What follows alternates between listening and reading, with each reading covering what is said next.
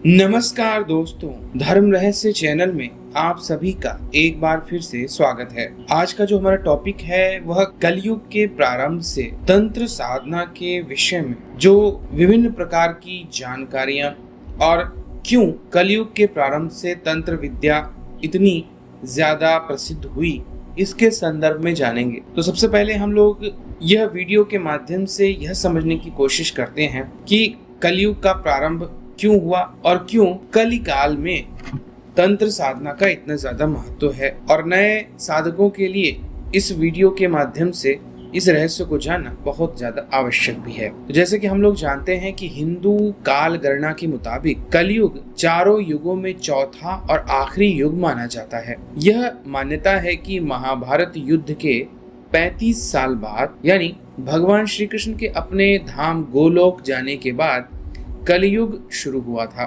आधुनिक काल गणना के हिसाब से अगर देखें तो कलयुग की शुरुआत 3102 ईस्वी पूर्व में हुई थी, जब 5 ग्रह यानी मंगल, बुध, शुक्र, बृहस्पति और शनि मेष राशि पर 0 डिग्री पर हो गए थे। अर्थात नवंबर 2022 तक, यानी कि आज के हिसाब से प्रारंभ हुआ तो स्वयं पृथ्वी और धर्म दोनों घबरा गए। बैल के रूप में धर्म और गाय के रूप में पृथ्वी हो जाती है। राजा परीक्षित उनसे मिलते हैं। तब कलयुग के कारण संसार में अधर्म का बहुत अधिक स्तर बढ़ जाने के कारण पृथ्वी देवी ने अपने आप को छुपा लिया था गाय के रूप में, और धर्म ने बैल के रूप में। तब किसी प्रकार समझौते के माध्यम से कलयुग और राजा परीक्षित में एक समझौता होता है। तो कलयुग कहता है कि मेरा वास किस प्रकार से मूल जगहों पर होगा। तब परीक्षित ने सोच समझकर उन्हें झूठ में द्यूत कीड़ा, यानी कि जहां पर भी लॉटरी, शेयर, सट्टा इत्यादि की चीजें होती हैं, मद्यपान अर्थात शराब, पर स्त्री गमन अर्थात दूसरी स्त्री के प्रति शारीरिक रूप से जुड़ना, हिंसा, असत्य, काम यानी काम वासना, क्रोध, इन जगहों पर विशेष रूप से रहने के लिए कहा था। इसके अलावा उसे स्वर्ण के रूप में भी स्थान दिया गया था, और इसी के कारण जो परीक्षित थे उनके भी मस्तक में स्वर्ण का वह मुकुट पहनते तो उनके ऊपर भी उस चीज का फिर असर पड़ा था। इसीलिए कलयुग बहुत ज्यादा भयानक हो गया। ऐसे में तंत्र के माध्यम से इस चीज का प्रभाव इतना ज्यादा क्यों होने लगा? क्योंकि अभी तक जो लोग लंबी लंबी साधनाएं करते थे, तपस्या किया करते थे, अब उनको अपने लक्ष्य को प्राप्त करने के लिए छोटा सरल मार्ग चाहिए था। इसीलिए कलयुग ने अपने में तंत्र की उत्पत्ति के लिए स्थान दिया, और तब 3 देवता, मुख्य रूप से माता काली, उनके अवतार, शक्तियां यानी शक्ति, क्योंकि शक्ति की प्राप्ति सभी को चाहिए, धन, वैभव, संपन्नता सबको चाहिए। इसीलिए शक्ति माता के जितने भी अवतार स्वरूप हैं उनकी सिद्धि, भैरव जी की सिद्धि, हनुमान जी की सिद्धि मूल सिद्धियों के रूप में आ गई, जिसमें कलयुग को कोई परेशानी नहीं थी। और यहीं से हम देखते हैं तंत्र साधना के विभिन्न प्रकार के रहस्यों के विषय में, क्योंकि जब कलयुग ने इन लोगों को अपने में स्थान दे दिया, तब भगवान शिव ने इसी तंत्र को एक मार्ग बना दिया मुक्ति का भी, ताकि कलयुग के प्रभाव में तंत्र होने के बावजूद भी कलयुग से मुक्ति दिलाने वाला और मोक्ष की ओर ले जाने वाला हो जाए। इसीलिए तंत्र साधना, मंत्र साधना, यंत्र साधना, योग साधना इत्यादि विभिन्न भागों में इसका बंटवारा हो गया।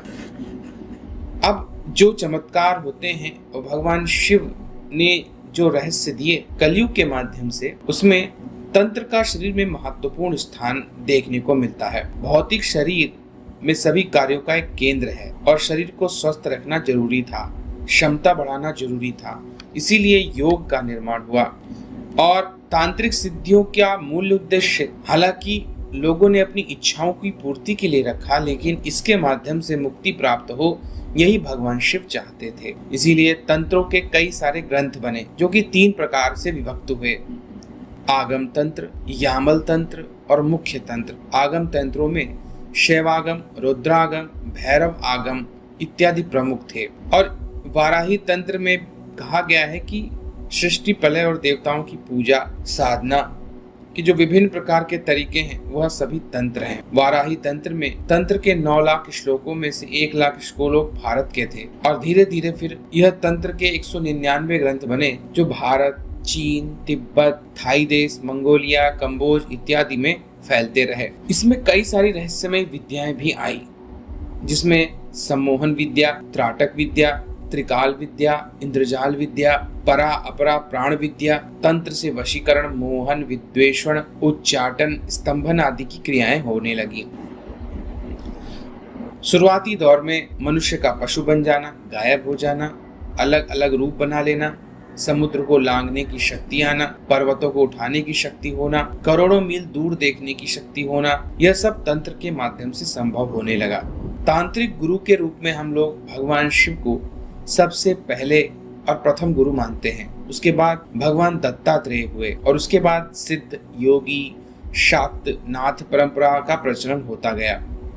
तंत्र साधना के प्रणेता शिव भगवान, फिर दत्तात्रेय, फिर नारद, परशुराम, पिप्लादि, वशिष्ठ, सनक, शुक, सनंदन, सनत कुमार, भैरव, भैरवी, काली इत्यादि बहुत से शक्तियों के उपासक और साधक रहे। तंत्र में विभिन्न प्रकार के हथियार भी बनाए गए। पुराने समय में किसी भी हथियार को चलाते वक्त उसके साथ गोपनीय रूप से सिद्ध मंत्र बोला जाता था और वो साधारण सा हथियार भयानक अस्त्र में बदल जाता था, जैसे पाशुपतास्त्र, नागपाश, ब्रह्मास्त्र, नारायणास्त्र, विभिन्न प्रकार के अस्त्र और शस्त्र जो कि सूक्ष्म परमाणु ऊर्जा से मंत्र की ऊर्जा मिला लेने पर बन जाते थे।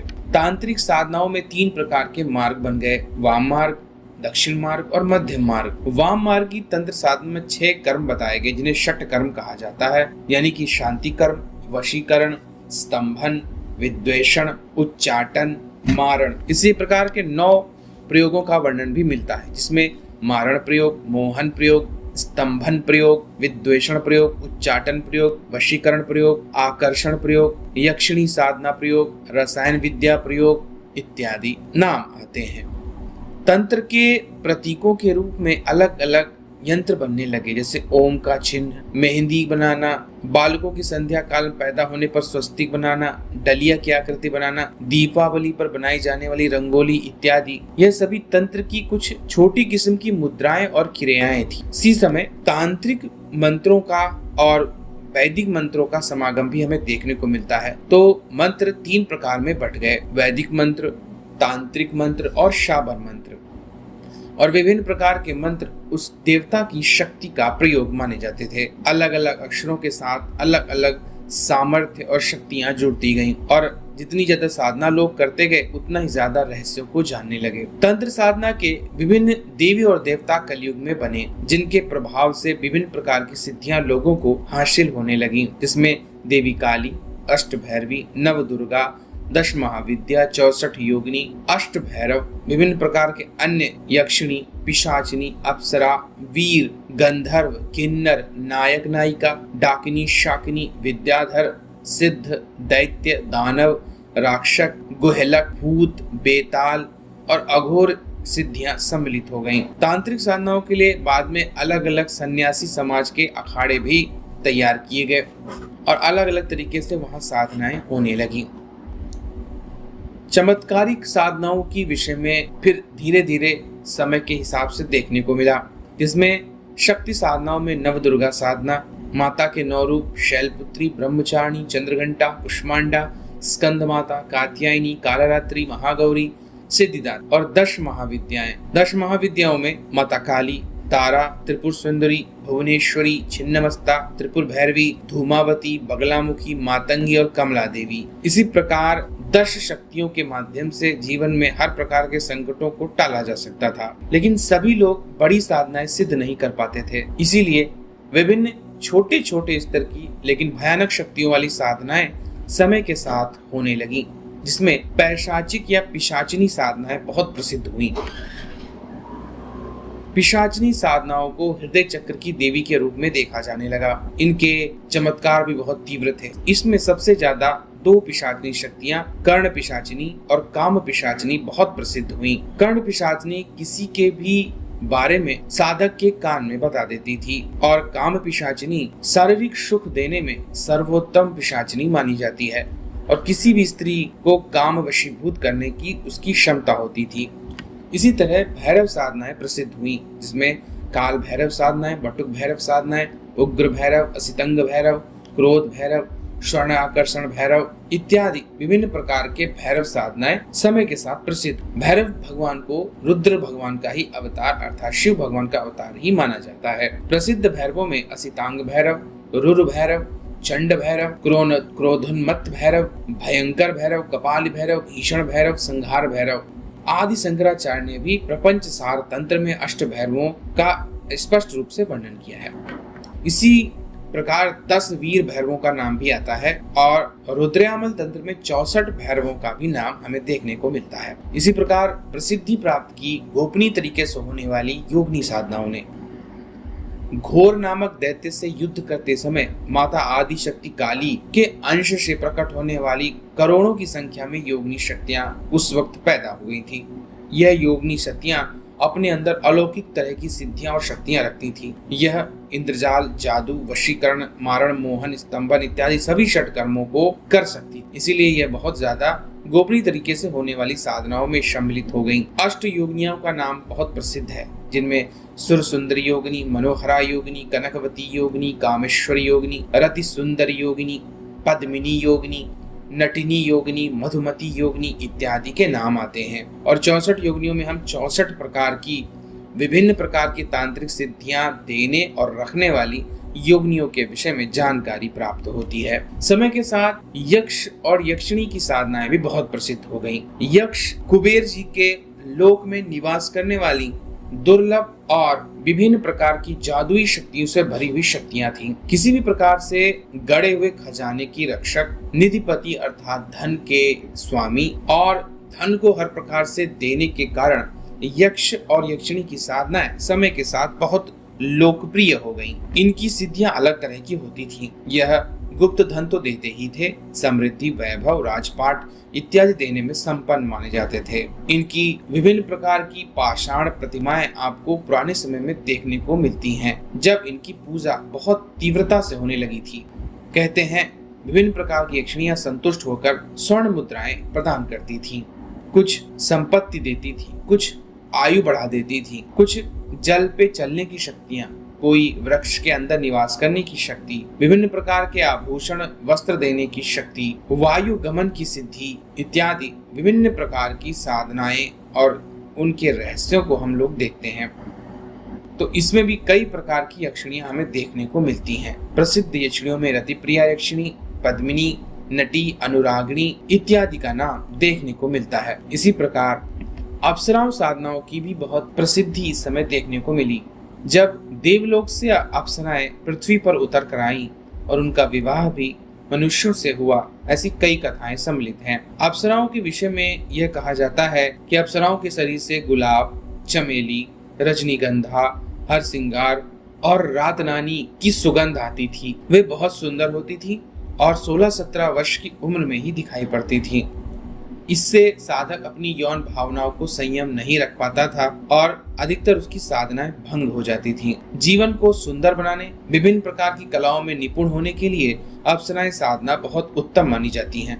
कहते हैं देवराज इंद्र की सभा में 11 प्रमुख सेविका अप्सराएं थीं, जिनमें कृतस्थली, पुंजिक स्थला, मेनका, रंभा, प्रमलोचा, अनुलोमचा, धृताची, वर्चा, उर्वशी, पूर्वचित्ती, तिलोत्तमा इत्यादि के नाम देखने को मिलते हैं। इनकी संख्या 108 से लेकर 1008 तक बताई जाती है। इसी प्रकार समय के साथ जब युद्ध बहुत होने लगे, तब वीर या वीर साधनाओं के विषय में बहुत प्रसिद्धि हमें देखने को मिली। मूलतः 52 तरह के वीर माने जाते हैं। इन्हें भैरव गण कहा जाता है, अर्थात भैरव जी के अनुयायी। काली पुत्र भी इन्हें कहा जाता है, काली दूत भी इन्हें कहा जाता है। ये सब काली माता के दूत के रूप में युद्ध करते हुए नजर आते हैं। भारत का कोई भी प्रदेश हो, वहां पर वीरों के मंदिर और उनकी साधना के विषय में जानकारी हमें मिलती रहती है। इनकी साधना बंद एकांत स्थान, शमशान भूमि या जहां भी जन शून्य हो, वहां पर हमें देखने को मिलती रही। इनके माध्यम से अद्भुत शक्तियां और सामर्थ्य लोग प्राप्त करते रहे और 52 तरह के वीरों के माध्यम से विभिन्न सिद्धियां प्राप्त की गई। इसी प्रकार गंधर्वों की साधनाएं भी प्रचलित हुई, क्योंकि गंधर्व विवाह, गंधर्व वेद, गंधर्व संगीत के माध्यम से गंधर्वों का विशेष प्रभाव देखने को मिलता है। एक राजा गंधर्व से भी हुए थे जो विक्रमादित्य के पिता माने जाते थे। आज भी गंधर्व नाम से कई गांव और स्थान आपको देखने को मिलेंगे। इनका मूल उद्देश्य नृत्य, संगीत में पारंगत होना और जीवन के रसों का उपभोग करना होता था। गंधर्व प्रेम, सौंदर्य और नाट्य कला में प्रवीण माने जाते थे। कहते हैं ऋषि कश्यप की पत्नी अरिष्ठा से ही गंधर्वों का जन्म हुआ था और अथर्ववेद में इनकी संख्या 6333 बताई गई है। इसी प्रकार समय के साथ समाज में नाग और सर्प साधनाएं भी प्रसिद्धि प्राप्त करती हैं।